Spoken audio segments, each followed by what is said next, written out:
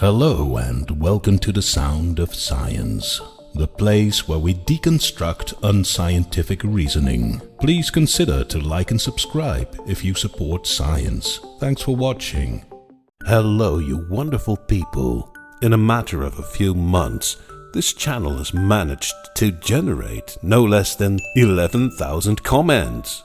And it turns out that my comment section is a delicious source of supernatural, religious, and flat earth silliness, combined with your sophisticated, clever, and funny rebuttals. Sometimes I don't even have to search videos on YouTube to find deluded theists and flat earthers. They just bring their delusions to my comment section for free. And then you checkmate them. Some of this material is pure genius and deserves its own video. So today we're going to have a look at some of the most brilliant of your replies from my comment section. Let's go. Oh, and at the end I want to show some of my own comments. Can I do that, please?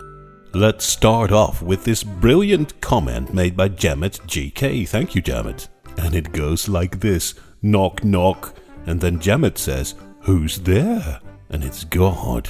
And he says, "It's me, let me in." And then Jamet says, "Why should I let you in?" And then God says, "So that I can save you." And then Jamet responds, "Save me from what?" And then God says, "From what I'll do to you if you don't let me in." Thank you, Jamet. Very nice summary of the threats that God is making to all of us.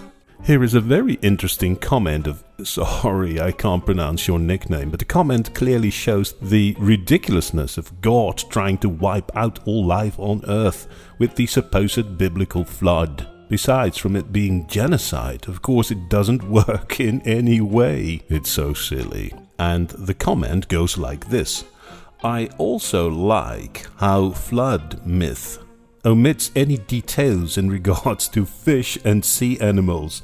If God wanted to eliminate all life from the earth, flood is definitely not the best way, in my humble opinion.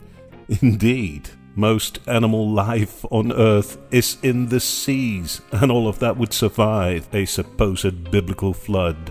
How about birds just sitting on pieces of wood that float in the ocean? They would survive. And millions of small land animals could do exactly the same. How about boats? If Noah can build a boat, then why wouldn't anyone else be able to build a boat? Heck, maybe millions of people already had a boat, so they would just go sit in their boat, wait until the water recedes. So again, the biblical flood. Pure silliness. The next comment is from the video I made about Christopher, a guy that says a complete idiot can only be an atheist, and rocks are atheists. I know, the level of delusion is astounding. So then, Daddy says, Christopher is so insufferable, he deserves to have a logical fallacy named for him. Yeah, that's very true. Well, with regard to the same video, Magic of Jaffo then perfectly explains what an atheist is. A pianist is a person who plays the piano. An artist is a person who creates art. An atheist is a person that lacks a belief in God. You can look it up in about every dictionary. Atheism is not simply described as just the lack of belief in a God. It's mostly described as the philosophical or intellectual position in which a person lacks a belief in a God. But that's a bunch of words that is sometimes being summarized as the lack of belief in a God. But of course, the context shows that atheism is a position that is taken by a person, and an atheist is a person that takes the position of atheism. Therefore, a rock is not an atheist. Case closed. The next comment is also about Christopher, who said that a complete idiot can only be an atheist and that rocks are atheists. This is a brilliant one from Ankai Dionysus.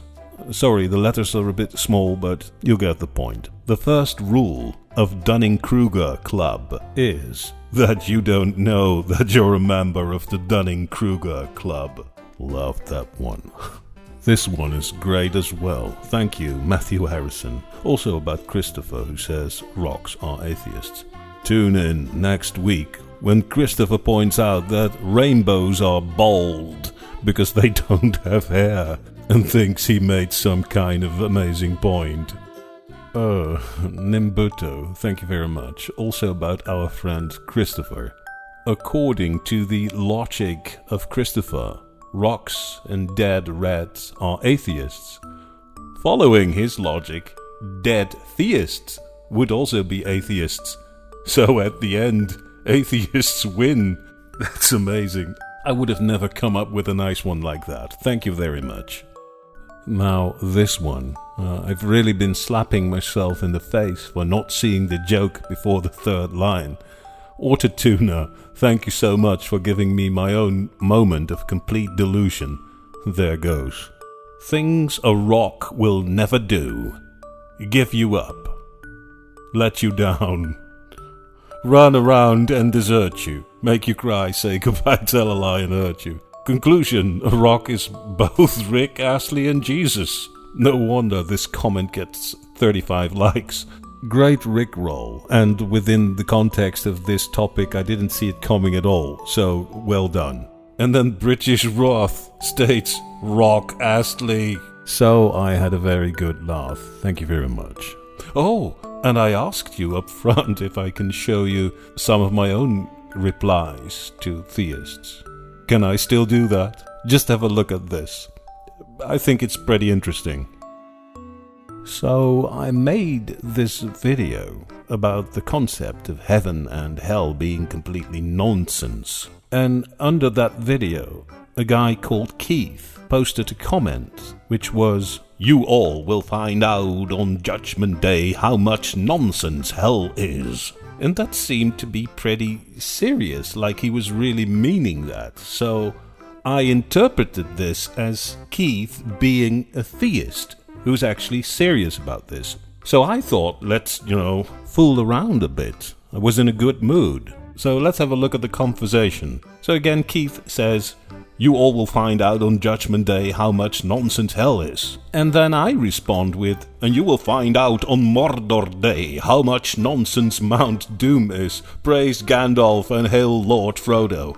The divine word of Tolkien is truth." And I thought that's just a one-off. I'm trolling a bit. I didn't expect him to respond to that, because it's so obvious what I'm doing here. But then, to my surprise, Keith said, "Gandalf and Frodo, divine word of Tolkien. Obviously, we come from two different worlds." So I was like, is he serious? Doesn't he understand what I'm doing here? So I replied, "No, we all come from our creator Gandalf, whether you like it or not." And then he continued, "Who is Gandalf? It is said that the Most High have 99 plus names, but I never heard of the name Gandalf before. What scripture is this found in?" So then I said, "It's found in the holy word of Tolkien. Do you deny the word of Tolkien?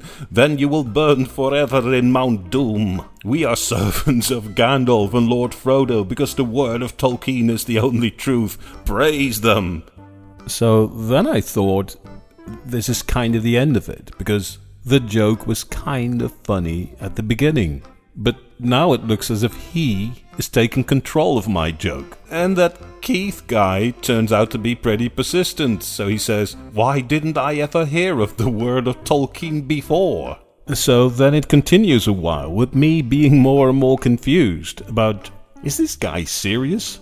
Or is he the king of trolls? If he is, he's so brilliant.